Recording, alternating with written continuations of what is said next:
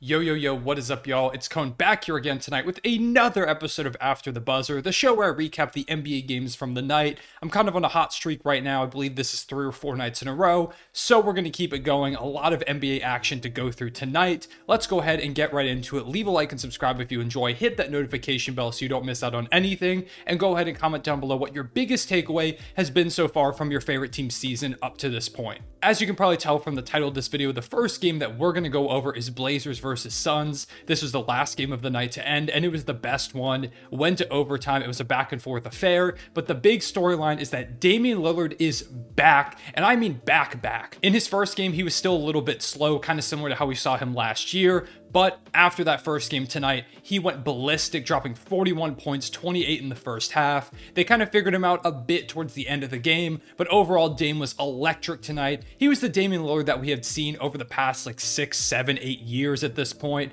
It was so fun to watch him. I almost forgot how fun it was to watch Dame go out there and torch a defense like it was nobody's business. He was making really tough finishes. He was hitting threes, mid-range jumpers. He was doing all of the stuff that we're typically used to Dame doing, and he was dominating so much, and his reputation has gotten so big at this point that he's going to hit those big-time shots that by the end of the game, Phoenix was throwing doubles at him left and right, so it really wasn't his fault that he couldn't score much at the end of the game because Phoenix literally just refused to let him beat them. Whoever was going to take that shot, they would let anyone else have it. It was not going to be Damian Lillard, and they did a pretty good job of getting the ball out of his hands at the end of the game. He did have a tough step-back mid-range jumper attempt at the end of regulation to end up winning the game. He missed just barely with 2 guys draped all over him. Potential that it was a foul there, but overall, they're never going to call that at the end of regulation. And then heading into overtime, Anthony Simons hit kind of like this weird running right-hand fader to win the game for the Portland Trailblazers. Ayton missed a couple free throws at the end. Jock Lawndale had a chance to tie it with a putback, ended up missing just barely, and Blazers get out of there with a pretty big win. Phoenix is a really good team.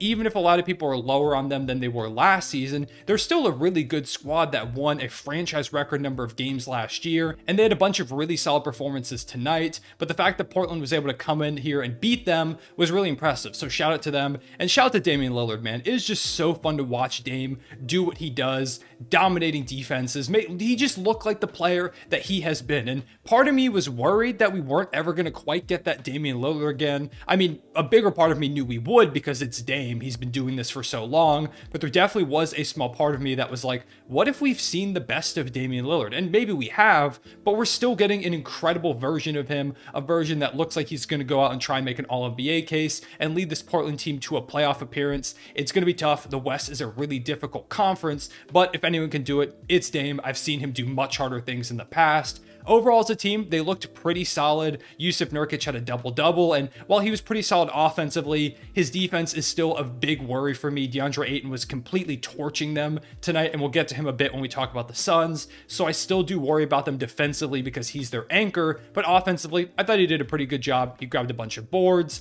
I mentioned Anthony Simons. He really struggled in this one, but he hit the shot when it mattered most. Josh Hart had some solid moments. Their depth, still not great overall, but they had Damian Lillard, who is by far the best player tonight, and that's the reason why they won, and that's going to be the reason why they win a lot of these games. Portland, you know, they've got a solid starting 5. I like what they've got going on. They've got a couple decent pieces off the bench, but for them to go absolutely anywhere, they're going to live and die by Dame. If Dame goes out there and he's playing like this for most of the season, they've got a chance to push for one of those top play-in spots. But if he's not, there's a chance they don't make the play-in at all. It all rides on Damian Lillard, and if we see what we got tonight, Portland's going to be a lot better than me and many others thought they would be, and I'm hoping that's the case. I want to see Dame be successful. I want to see him go out there and make some kind of run with Portland because he's been trying to do this for so long. This might be their last chance, in my opinion, because they used a lot of their assets to build this team. They traded away CJ McCollum. They traded away Norman Powell. They really broke this roster down pretty heavily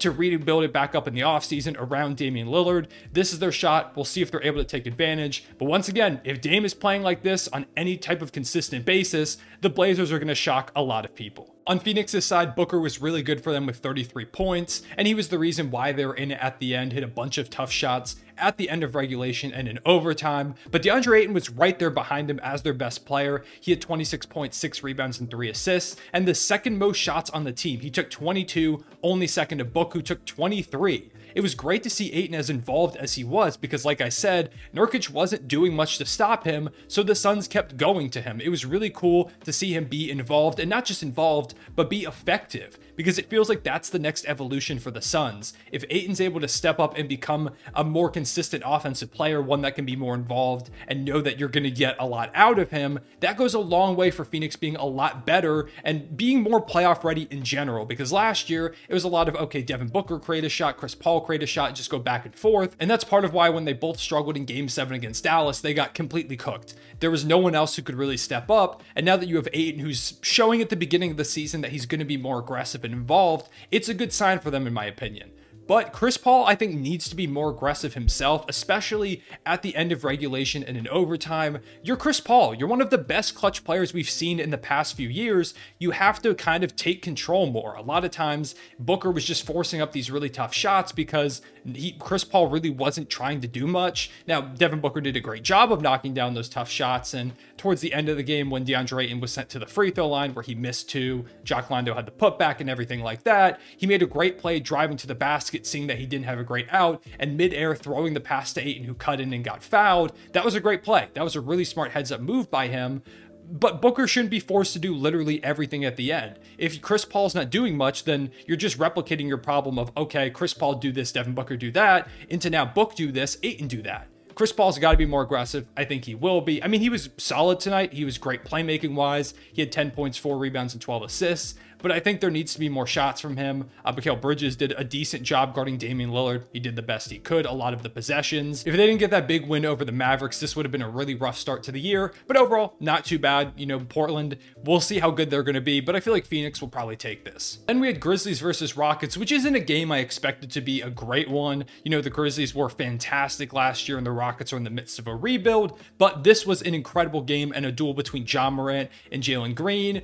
I'm going to talk about Ja Morant first, who was probably the overall player of the night. He dropped 49 points, 4 rebounds, and 8 assists in just 31 minutes on 65% shooting. He hit 5 of 6 threes. He might be taking another leap somehow. He went from most improved player to now it looks like he's going to try and take an MVP crown. Through the first 2 games, he's averaging like 41 points per game. It's 2 games. That really doesn't mean much, but it shows that Ja is just going to continue to get better and be more aggressive. Desmond Bane struggled tonight. There really weren't many players on the Grizzlies that were consistently scoring tonight, except for Ja Morant. And when he's dropping almost 50 points, which he could have had 50 if he really wanted to, but he was passing the ball off to teammates, he really didn't care about that. He only wanted to get the win, which I can really appreciate. If he wanted to get 50, he could have. And if Ja Morant's putting up numbers like this, they might not need guys to be consistent every single night because he can kind of just put this team on his back. He's doing these crazy plays now. It almost feels like he knows how good he is at this point. Like, he's doing crazy, like, behind the back moves and fake passes and stuff like that. He had this insane block on Jalen Green, who we're going to talk about in a second, who is really good tonight. And if you know Jalen Green, he is hyper athletic. He's really fast. He can jump out of the gym. The fact that Ja Morant was able to chase down block him like that speaks to how otherworldly Ja Morant's athleticism is. He's must-see TV anytime he plays, and he's continuing to prove it. Maybe he makes an MVP case this season. And like I said, Jalen Green was the other guy who really showed out in this game. He had 33 points. He looked great, knocking down threes, attacking the basket. Like I said, hyper athleticism, mid-range jumpers, just doing a bit of everything. He's been really solid through these first 2 games, and it looks like he's starting to break out into the player that me and many others think he can be, where he's this high-level scorer and probably one day going to win a scoring title or 2. Jabari Smith still struggling to find his shot. I'm not super worried. That's kind of his biggest strength, and he's still playing really solid defense. Şengün had 23 and 12 off the bench. So overall, a pretty solid showing from the Rockets' young core. You know, you'd like to see a bit better consistency from Jabari Smith, but overall, you have to be pretty happy with how you played. One of the best teams in the Western Conference right down to the wire. Then another game that I really didn't think would be a good one. The Utah Jazz beat the Minnesota Timberwolves and now moved to 2-0 on the season. They've beaten the Minnesota Timberwolves and the Denver Nuggets, the 2 teams that I picked to be the 1 and 2 seeds in the Western Conference. And the Jazz, I think I had it like the 14th, 13th spot.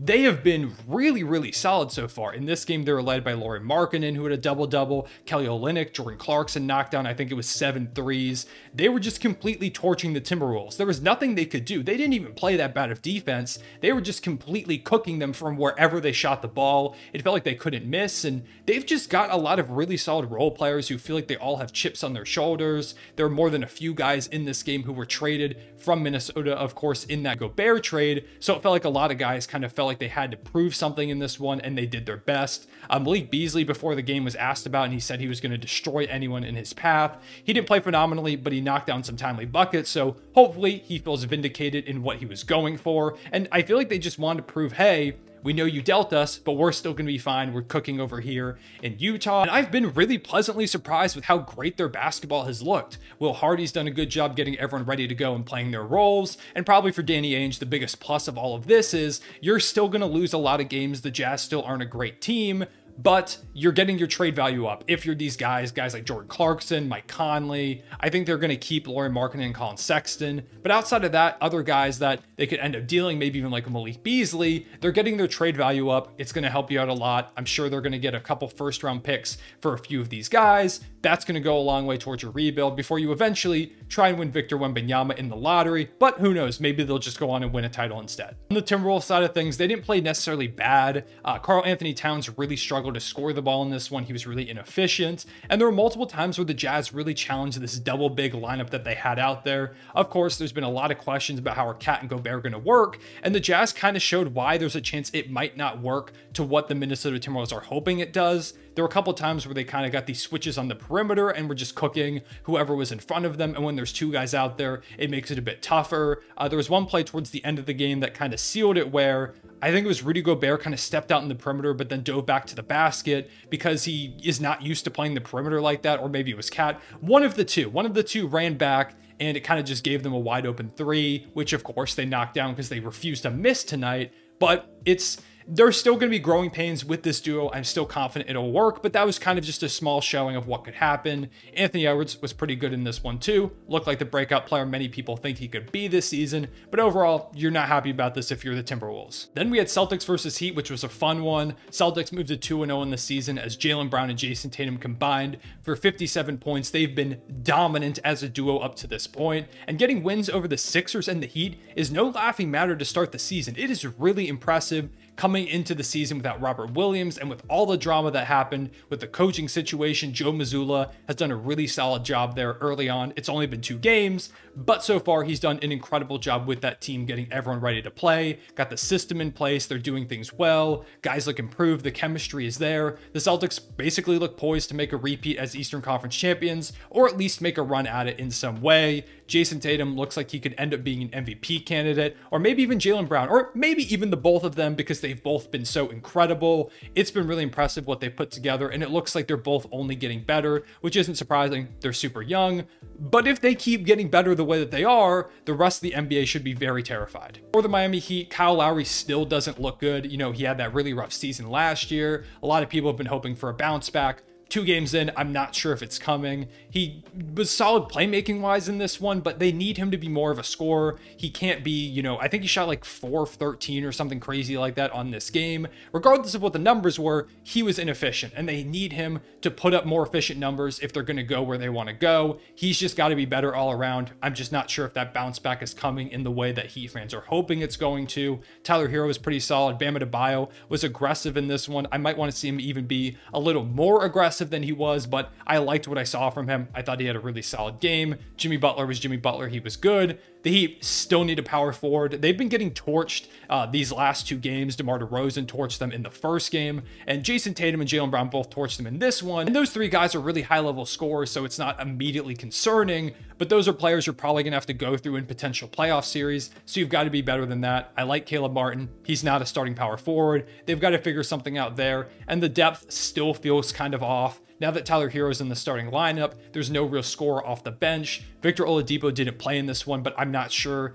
how much he's going to give you in that regard. We'll see when he comes back. But for right now, the Heat, who I was already kind of iffy on, fall to 0-2 to start the season. And those were the games I got to watch the most. Some other random notes from around the league. Nuggets versus Warriors had a crazy ending where the Nuggets almost threw away a big lead at the end. They end up hanging on to move to 1-1 on the season, playing again tomorrow on a back-to-back against my Oklahoma City Thunder. The Hawks backcourt has looked really solid so far. I've got some concerns over their depth, but they got a win over Orlando tonight, and I might make a video about them soon. If you want to see that, let me know. Siakam absolutely torched the Brooklyn Nets, but Nets hold on to get a win. Kyrie Irving had a really solid game, dropping over 30 points. And then the Pacers-Spurs game was surprisingly fun between two teams who are probably going to be towards the bottom of their respective conferences.